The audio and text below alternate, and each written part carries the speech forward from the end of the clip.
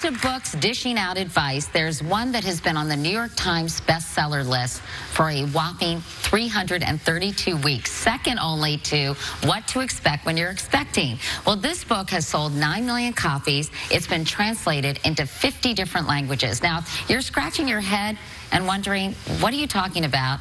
I was too. It's called The 5 Love Languages. And the author, Dr. Gary Chapman, is here to explain why his book is so enormously popular and why it's saving marriages every day. Please welcome Dr. Gary Chapman.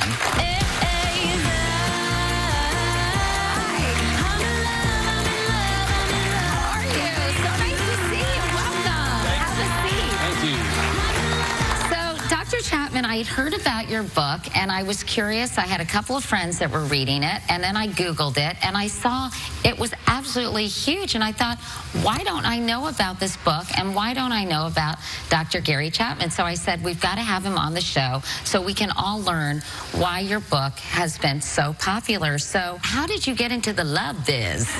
Well, you know, I never intended to. But when I got in the local church, I found out that where people are struggling, whether they're in the church or out of the church, is with their marriages. You know, people get married wanting to be happy. I mean, they're happy at the moment, and they think they're going to be happy forever. The reality is, when you come down off the high, then the love evaporates. And so in counseling, and that's what I've done for over 35 years now, is marriage counseling in the church and with people in the community. And so I realized I heard the same stories over and over and over. And a lot of it's centered on, I feel like they don't love me anymore, or I don't love her anymore. So I was kind of pushed into this whole thing, trying to discover, you know, what makes this thing work. And why do you think the divorce rate continues to be so high in this country? I think one thing is because it's become acceptable. It's okay to divorce now, whereas before it used to be shameful to divorce. I think that's one factor. I think another factor is there's so much pressure on the marriages today. You know, with both parents working and the time framework and all the pressure of raising children in today's world, which is just colossal, I just think there's a lot of pressures there. And I think, again, I think people don't have the insights and the help on how to keep love alive in the relationship. If you don't have love and the conflicts, you know, erupt and you argue with each other, nobody enjoys arguing. And after a while, you feel like, well, maybe we should just give up. But are there cases where you say to yourself, you know, this isn't working for these people, and as much as I hate to recommend it, not being together is better for them than being together? Well, you know, you can't tolerate physical abuse, sexual abuse of children, you know, drug addiction. I mean, there's some things that have to be dealt with, and I think it's legitimate to separate from that person. And sometimes in the separation, you create a crisis where that person is now willing to get help for the problem.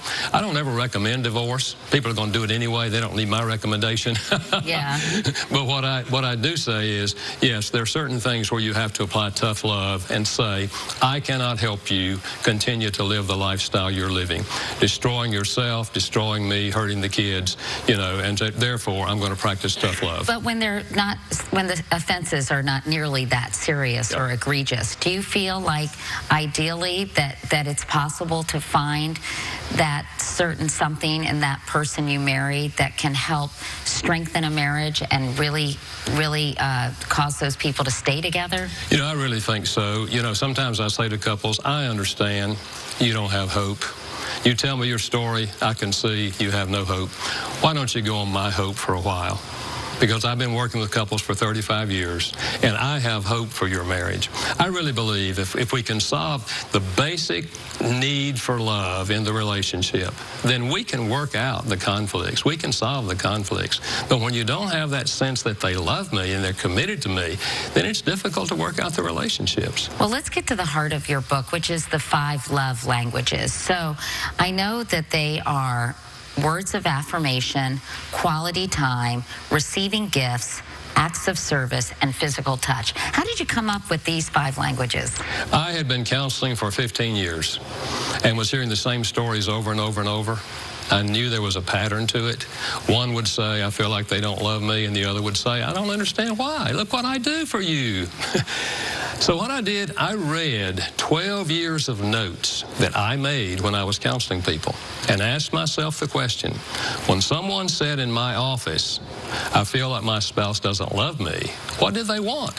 What were they complaining about?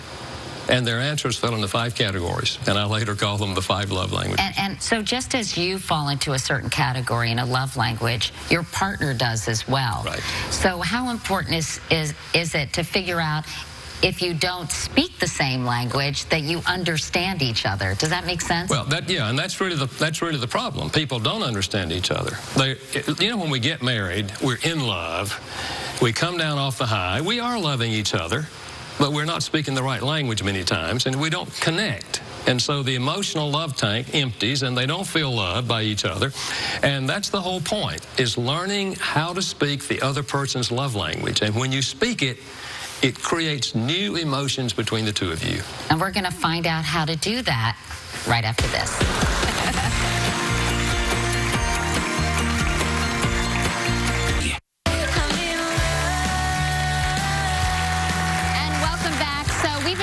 With Dr. Gary Chapman, the author of the mega successful book, The 5 Love Languages, and he's going to tell all of us how we can figure out what our specific love language is. So before we took a break, we were talking about the languages. They are words of affirmation, quality time, receiving gifts, acts of service, and physical touch. So how do we know which language we're speaking? Well, the easiest way to determine your primary language is to go online and take the free quiz, 5lovelanguages.com, okay? Right. But I'll tell you another clue. What does the other person complain about most often? If they say, we don't spend enough time together, they're telling you quality time is their language. If you go on a business trip and come home and they say, you didn't bring me anything, they're telling you gifts is their language. We tend to get defensive when the person complains, but really they're giving us valuable information. But as we said, it's really important to know what matters to you, but also what matters to your partner. So, yes. For example, Katie, you're getting married. Yes, I am. What's John's love language? Do you know? I looked at this, and I would say his love language, what does he complain about the most? Is quality time. Okay. He gets mad when I don't stay in touch, enough, when I am not present, when I'm on my phone, when we're talking, or, when we have an opportunity to spend time, I'm looking at my Twitter feed, and that I'm too busy. Yeah. So I would say that his love language is quality time. And I took the test, Dr. Chapman, and mine was physical touch and acts of service. Okay. Acts of service. Yeah. Which makes me laugh, because you sound like these people are humanitarians. Basically, they're emptying the dishwasher for you, right, Dr. Chapman? My wife's language is acts of service, so that's why I vacuumed the floor. I took out the trash before I left yesterday, and and the woman's happy. I'm doing things to help her, and she tells me how great I am, and my language is words of affirmation. So you need to be to have positive reinforcement. Right. She needs to have help. Yes. And so that way, basically, you're filling each other's needs. This was life-changing for us and has been life-changing for so many people. And I think that's why the book has done so well. It's just changed people's lives. Well, a lot of people are excited that you are coming on the show because your book is so well-read. And we have a question from our audience. Julie Keywell is here. She's from Chicago. Julie, what's your question for Dr. Chapman? Hi, Dr. Chapman, I'm so excited to talk to you. Thank you. I run a dating site called Ultimate Love and Passion, and we match on love languages, among other things. And the single most asked question that we get is, how do you tell another person's love language? Yeah, well, you can observe their behavior. If they're always patting people on the back, you can assume physical touch is their language. If they're always giving words of affirmation, because we tend to speak our own language. So look at their behavior. And then the complaints we talked about earlier. And then what do they request of you most often? Thank you. Thank you, Julie. And from Twitter, PR Compton asked, I'm a single woman and I know what I'm looking for in a guy, and I know what my love language is. How soon should I tell a new guy about my love language without sounding crazy or scaring them off? I think that's a great question, because honestly, a lot of people are going to be like, check, please. Yeah. Love language, what are you talking about? Yeah. I think a starting place is to say to the dating partner, do you know what your love language is? And if they look like a deer in the headlights, you know, you say, well, let me explain it to you. And it's easy to explain, and you give the concept that there's 5 different languages. We all have a primary language. And right away, they're engaged. They want to know. And so you can help them discover their own language, let them go online and take the quiz, and they know their language. Now you talk about it early in the relationship. But before you start talking about love languages and your love tank, you know, you may not feel that comfortable doing that. Can't you just say something simple like what's really important to you in a relationship? You may. It may be a little fuzzy, but you can say that. Okay. And then down the road, and then down the road, introduce yes. the whole concept of love language, not on the first date, in my opinion. Okay. In the studio audience, we have someone else. Justin Pandello is from Red Bank, New Jersey. Justin, you're very brave. Tell me, what are you going to ask Dr. Chapman? First, I want to thank you, Katie, for this topic, and thank you, Dr. Chapman, because I can tell you it's made an enormous difference in my life. I was married previously 10 years before, and obviously ended in divorce. And I found out through Julie's group about the love languages. Took your test online, and basically found out that, you know, I'm physical touch. Now I'm in a year and a half, no fights, no nothing in this relationship. It's awesome. Great. So my question really is, as you grow as a couple, do you feel that your love languages change over time based on your own development? Because I want to learn this not only from my girl here, Alex, but also my children too, because I think it's important to teach my daughters this. Gianna and Ava. Gianna and Ava, I just want to say hi. Absolutely. Yeah, absolutely. And in fact, you know, you have written a book about love languages, 5 love languages for children. For children, yes. It's for parents, helping them learn the love language of the child and how this impacts the child's anger, the child's learning, and discipline. But the answer to your question is, I think the love language, like many other personality traits, tend to stay with us for a lifetime. Having said that, however, there are certain life situations that it may appear to change momentarily. For example, if a mother has 3 preschool children, acts of service may not be her language, but I can tell you during those years, that's going to be exceedingly important to her. Okay?